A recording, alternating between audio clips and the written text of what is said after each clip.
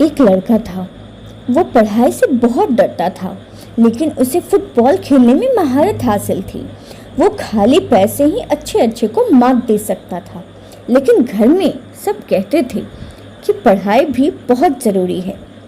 और जब धीरे धीरे लोग सिर्फ कहते गए तो उसका माइंडसेट जैसे चेंज सा हो गया, क्योंकि उसने देखा जिस तरह अपने मम्मी पापा जो हम कहते हैं वही करते हैं, ठीक उसी तरह मुझे भी करना है।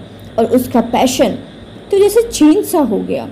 वो अब एक अच्छे फुटबॉलर से बढ़ के एक अच्छा पढ़ाई करने वाला बन गया। उसका पूरा फोकस पढ़ाई पे चला गया। उसे लगता था कि नहीं, अब मुझसे नहीं हो रहा है। डिमोटिवेशन भी उसे होते थे, उसके लाइफ में उतार चढ़ाव भी आ रहे थे। अब मैं इसे छोड़ दूंगा, बहुत वास्ट है, मुझसे नहीं हो रहा है। तभी उसके पापा ने उसे गाइड किया कि तुम अपने आप को एक समय के बाद कहाँ देखना चाहते हो। अगर 5 साल मेहनत करते हो तो धीरे धीरे तुम्हारी यही हैबिट रहेगी और फिर उसी तरह तुम आगे बढ़ जाओगे, इसी फील्ड में कुछ अच्छा कर लोगे। लेकिन अगर आज तूने पढ़ाई ठीक से नहीं किया तो 5 साल बाद तुम्हें छोटी मोटी नौकरी ज़रूर मिल जाएगी और ये अब तुम्हारी चॉइस है। Now it's your turn, what's is your choice.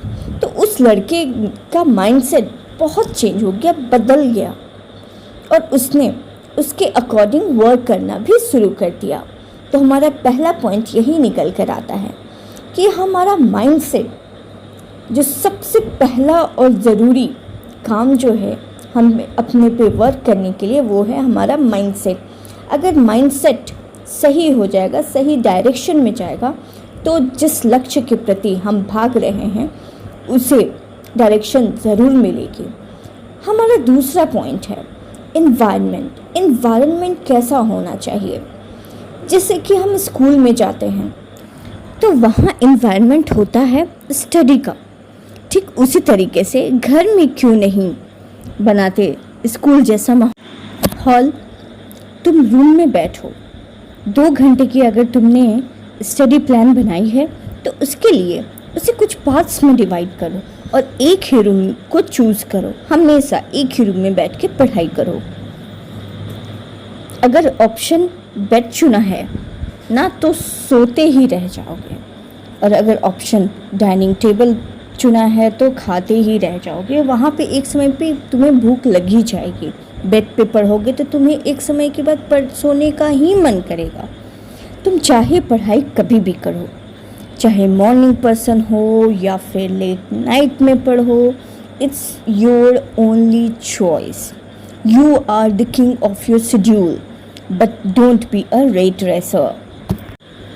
सिर्फ और सिर्फ अपने मन के शेड्यूल बनाओ, और लेकिन रेट रेसर बनने की ज़रूरत नहीं है। अगर किसी ने कुछ कह दिया तो उसके पीछे होने की ज़रूरत नहीं है, उसके पीछे चलने की ज़रूरत नहीं है। हमारा तीसरा पॉइंट है पोमोड्रोनो टेक्निक। अब ऐसा नहीं है कि पढ़ने बैठ गए, 2 घंटे की रूटीन बना ली तो रिग्रेसली उसे पढ़ने की ज़रूरत नहीं है। ज़रूरत है, ऐसा नहीं करना है। हमें बीच बीच में गैप लेते रहना है। अब बीच का मतलब क्या समझें? अगर हमें 15 मिनट पे उठने का शेड्यूल बना रखा है तो हम उसे 25 मिनट में खोलेंगे। 10 मिनट किसी तरीके से अपने आप को इंगेज करेंगे, कंफर्ट जोन से बाहर निकल के, और फिर 5 से 10 मिनट का ब्रेक ज़रूर लेंगे और फिर आएंगे वापस पढ़ने को। इससे क्या होगा कि इस टेक्निक से हमारा जो इंटरवल है उसके दौरान माइंड रिलैक्स हो जाएगा और चीज़ें जो उसके बाद हम पढ़ेंगे, चाहे जो हमने पढ़ लिया है, उसको रिकॉल करके बहुत आसानी होगी रिकॉल करने। ऐसा करने से आपको पढ़ाई करने का बहुत फ़ायदा मिलेगा, लेकिन मोबाइल से दूर रहकर।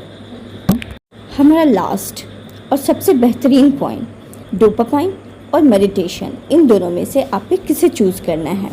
डोपामाइन में हम ये सोचते हैं कि स्मार्टफोन्स के साथ अपने टाइम को बस वेस्ट ही करते हैं, लेकिन ऐसा नहीं होता है। इसमें एडवांटेज है तो डिसएडवांटेज भी है।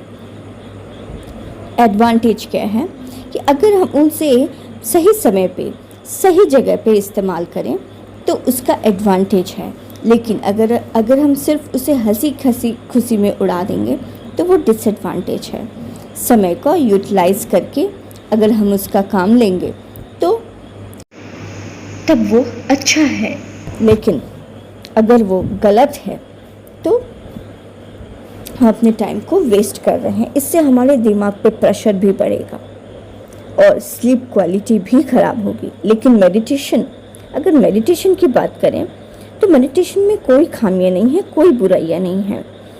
10 मिनट का भी तुम मेडिटेशन करो, लेकिन करो तो इससे हमारा माइंड रिलैक्स ही होगा और हमें चीज़ों को याद करने में हमें अच्छा मौका और बहुत अच्छे से चीज़ें समझ में आएंगी। तो दोस्तों आइए हम उन पॉइंट्स को एक बार फिर से रिवीजन करते हैं और माइंड में उसे फिट करने की कोशिश करते हैं। सबसे पहला पॉइंट हमारा ये है कि हमें ओवर थिंकिंग नहीं करना है किसी भी चीज़ को लेके कि नहीं ये हमसे नहीं होगा, ये मुझसे नहीं होगा और बीच में ही छोड़ के चल दिए। बिल्कुल नहीं। अगर माइंड सेट उस पर लगा के रखा है तो चाहे वो आपको कितनी भी परेशानियाँ दें, आपको कहाँ रहना है एक समय पे बाद वो आपको डिसाइड करना है। तो सबसे पहला पॉइंट जो आया, अपने माइंडसेट को पूरी तरीके से चेंज करो, सिर्फ और सिर्फ उस एम के लिए। तुम अपने आप को कहाँ देखना चाहते हो 1 साल बाद, अपनी क्लास में या फिर अपने लाइफ में। Point number 2, environment. प्रॉब्लम्स को उसी समय सॉल्व करो। ऐसा एनवायरनमेंट बनाओ कि पढ़ोगे तो प्रॉब्लम्स तो आएंगे ही, लेकिन प्रॉब्लम्स का सल्यूशन है तो उसी समय ढूंढो, तभी जाकर दूसरे टॉपिक समझ में आएंगे। नहीं तो दूसरा टॉपिक में फिर से उसी जगह पे अटकोगे। तो उसके साथ उसे सॉल्व करते जाओ, एक पर्टिकुलर टेबल और एक पर्टिकुलर स्टडी मटेरियल के साथ, without using your mobile phone. कभी भी पढ़ाई करो, इट्स योर चॉइस कि आप प्रायोरिटी किसे देते हो, ब्रह्म मुहूर्त को या फिर लेट नाइट। हमारा पॉइंट नंबर 3 है, किसी भी काम को करने का मतलब ये नहीं है कि बस सुबह से लेकर शाम तक उसी में लगे रहें, बिल्कुल भी नहीं। ठीक उसी तरह के से पढ़ाई में भी होता है। अगर हम 25 मिनट तक पढ़ाई करते हैं तो हमें 5 से 10 मिनट का ब्रेक लेना ही लेना है, ताकि चीज़ें हमारे दिमाग में बहुत अच्छे से फिट हो जाए। अब चौथा पॉइंट है डोपामाइन और मेडिटेशन में अंतर। डोपामाइन में डिसएडवांटेज के साथ एडवांटेज भी है, लेकिन मेडिटेशन में सिर्फ और सिर्फ एडवांटेज है। डोपामाइन में अगर नेगेटिव की तरफ हम जाते हैं तो हमारा वेस्ट ऑफ टाइम होगा, हमारी स्लीप क्वालिटी ख़राब होगी, हमारे माइंड फेलियर भी होने के चांसेस हो सकते हैं। लेकिन अगर मेडिटेशन में सिर्फ और सिर्फ देखें कि एडवांटेज ही है, 10 मिनट से शुरू करो और ये तुम्हारा सबसे कम से कम समय है जिसे आपको देना है। अगर मेडिटेशन शुरू करते हो तो ये माइंड को ऑलवेज रिलैक्स करेगा, अच्छे से चीज़ों को समझने में आपकी हेल्प करेगा। तो दोस्तों, तुम इन दोनों टेक्निक में से किसे यूज़ करते हो? तो दोस्तों, अगर इस वीडियो से आपको कोई हेल्प मिली हो अपनी पढ़ाई करने में तो इस वीडियो को ज़्यादा से ज़्यादा शेयर करें, सब्सक्राइब करें और लाइक बटन पर क्लिक करें। जय जवान जय किसान। धन्यवाद।